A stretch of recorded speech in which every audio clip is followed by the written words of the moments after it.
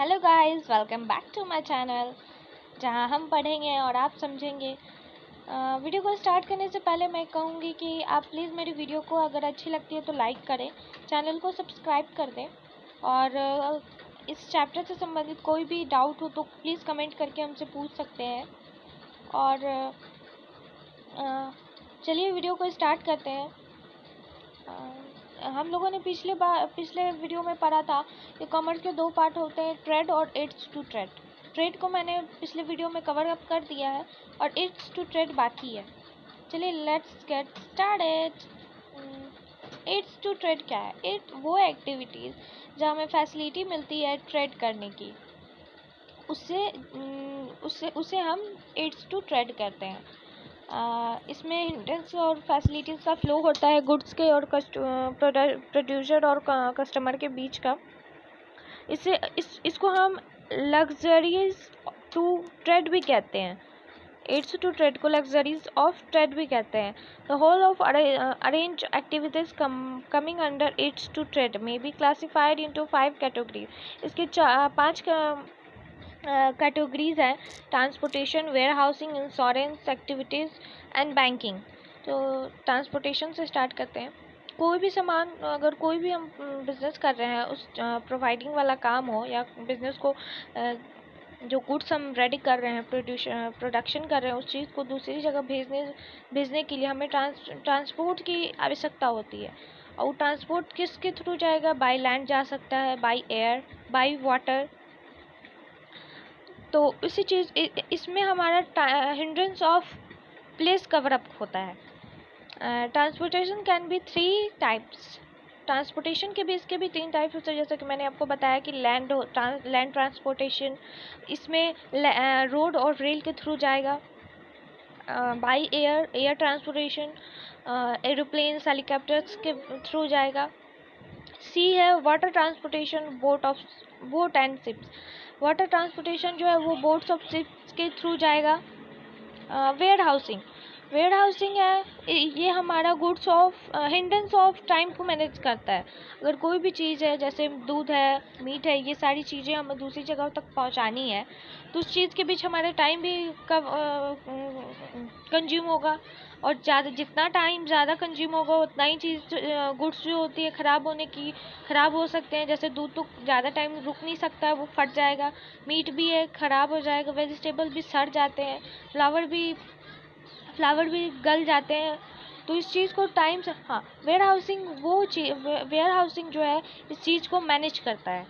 Goods कहाँ रहेगा, कैसे रहेगा, कहाँ रखा जाए जहाँ जो ख़राब ना हो, इस चीज़ को, यानी हिंड्रेंस ऑफ टाइम मैनेज करता है वेयर हाउसिंग। इंश्योरेंस, ये हमारा इंश्योरेंस हिंड्रेंस ऑफ रिस्क को मैनेज करता है। अगर कोई भी चीज़, हमारा प्रोडक्ट किसी दुर्घटना में ख़राब हो जाता है, या कोई चीज़ भूकंप वगैरह से हमारा बिज़नेस लॉस चला जाता है, या हमारा बिज़नेस का जो इस्टेब्लिशिंग है वो ख़राब हो जाता है, तो वो उस चीज़ को हमारा इंश्योरेंस मैनेज करते हैं, यानी हिंड्रेंस ऑफ रिस्क। अगर हमारा इंश्योरेंस श्योर होगा तो हमें हो सकता है कि 50% भी रिस्क का पेमेंट या मनी हम लोग को वापस मिल सकता है। तो इंश्योरेंस हमारा हिंड्रेंस ऑफ रिस्क को मैनेज करता है। एडवर्टाइजिंग, अगर हम कोई गुड्स को प्रोवाइड करवा रहे हैं एज अ बिज़नेस, तो उस चीज़ को हम लोगों को नॉलेज की भी ज़रूरत होनी चाहिए। एडवर्टाइजिंग भी हमें देनी चाहिए ताकि वो जो कस्टमर है, कंज्यूमर है, वो हमारे प्रोडक्ट्स को परचेस कर पाएँ। तो ये यहाँ हमारा advertising of hindrance of knowledge consume होता है। तो एडवर्टाइजिंग, किसी भी बिज़नेस का एडवर्टाइजिंग, किसी भी प्रोडक्ट्स का एडवर्टाइजिंग देना ज़रूरी है। वो हम लोग किसके थ्रू देंगे? टीवी हो सकता है, रेडियो हो सकता है, न्यूज़पेपर हो सकता है, मैगज़ीन हो सकता है, इस वॉल पोस्टर्स हो सकते हैं।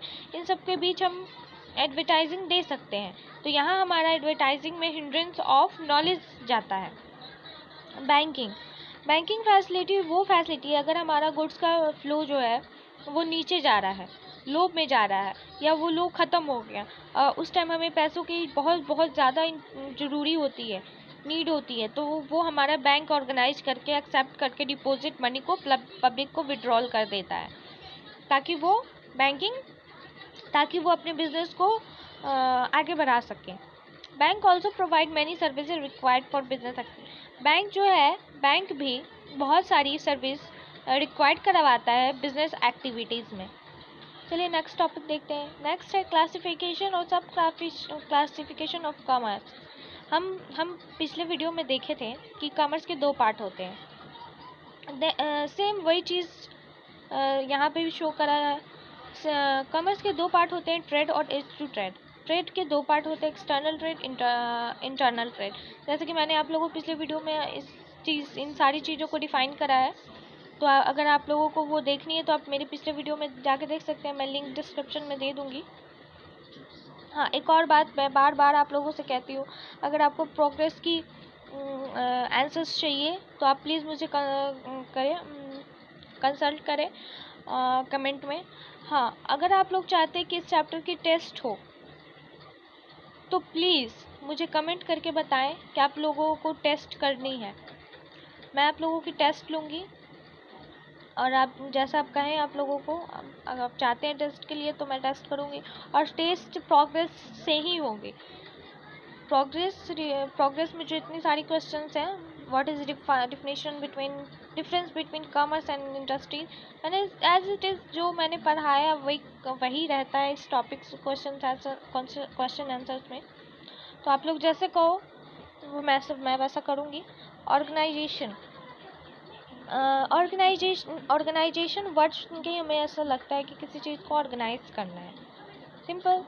तो हम लोगों ने अभी तक पढ़ा है, we have learn what is the business activities and various types of business activities like industry, trade, transportation, banking, etc.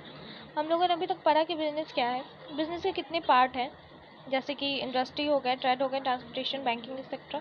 Whatever business activity to may like take up of, we have bringing together various resources like capital, machinery, raw material, labor, technician and etc.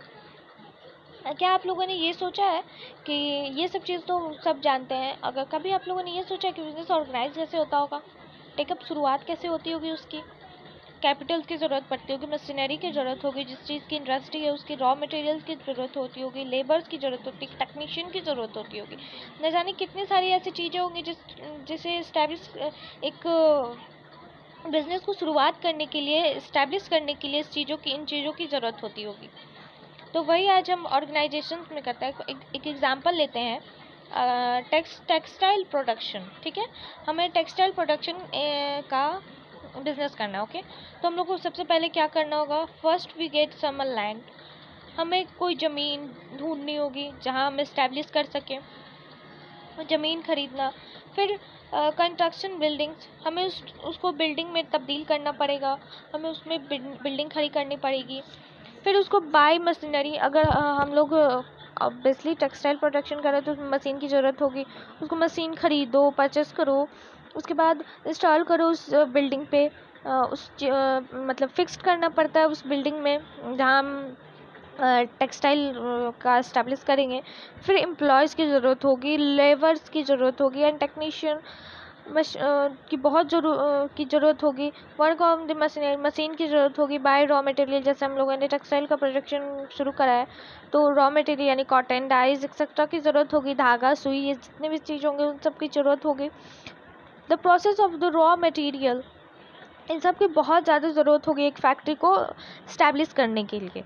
तो organisation बहुत important रखता है कोई भी चीज़ को establish करने के लिए, वो चाहे स्टडी हो या किसी चीज़ की बिज़नेस हो, या हमें अपने खुद के घर को भी इस्टेब्लिश यानी खड़े करने के लिए हम लोग को ऑर्गेनाइजेशन की ज़रूरत होती है। हम लोग एक मैप रेडी करते हैं कि इस कोने पे ये रूम होगा, यहाँ पे ये होगा, यहाँ बाथरूम होगा, वहाँ छत होगा, ये सारी चीज़ ऑर्गेनाइज हम लोग एक पेपर चार्ट पे करते हैं या मैप के थ्रू करते हैं। तो ऑर्गेनाइजेशन इज़ बहुत इम्पॉर्टेंट है हमें किसी भी चीज़ को इस्टेब्लिश करने के लिए।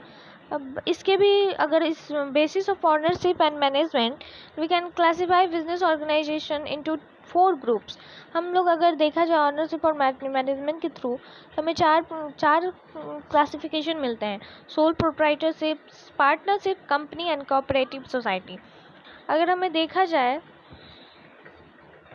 तो यही सारे बेसिस ऑफ टॉपिक, यही 4 टॉपिक पे हमारा नेक्स्ट चैप्टर भी है। अगर हम लोग यही चीज़, यही टॉपिक हम लोग नेक्स्ट चैप्टर यूनिट 2 में भी कवर अप करेंगे। तो यहाँ देख सकते हैं, the first 2 categories may be is called non cooperative form of organisation, यानी सोल्स प्रोप्राइटरशिप एंड पार्टनरशिप को हम नॉन कॉर्पोरेट फॉर्म ऑर्गेनाइजेशन भी कहते हैं। Remaining 2 categories may be called as corporate form of organisation, यानी कंपनी और cooperative society cooperative forms of organisation में आती है। About this form of organisation will be study detailly unit 2 and 3। मैंने अभी कहा था, मैंने ये नहीं देखा कि यूनिट 2 और 3 भी लिखा हुआ है, क्योंकि मैं पढ़ी हुई हूँ तो मुझे याद है कि ये सारी टॉपिक पे ही बेस्ड है नेक्स्ट चैप्टर, तो मैंने आप लोग को बताया। और थर्ड चैप्टर इंटरन्यूप्यूल के बीच स्थित है। ठीक है, तो अब हम मिलते हैं नेक्स्ट वीडियो में नेक्स्ट चैप्टर के साथ। ये सारे आंसर्स हैं। आप लोग से मैं फिर कहती हूँ कि आप लोगों को अगर इस चीज़ को चाहिए क्वेश्चन आंसर, तो प्लीज़ मुझे कंसल्ट करें। आप लोगों को टेस्ट कब करनी है ये भी मुझे बताएं कमेंट करके। मैं चाहती हूँ कि आप लोग एक बार टेस्ट ज़रूर हो, क्योंकि मैंने जितना पढ़ाया है आप लोग को कितना पता है कितना नहीं पता है वो मुझे जानना ज़रूरी है। अगर कोई डाउट है तो प्लीज़ कमेंट करें। Thank you for my watching video and please like और कमेंट करें, सब्सक्राइब करें मेरे चैनल को। Thank you so much for my watching video.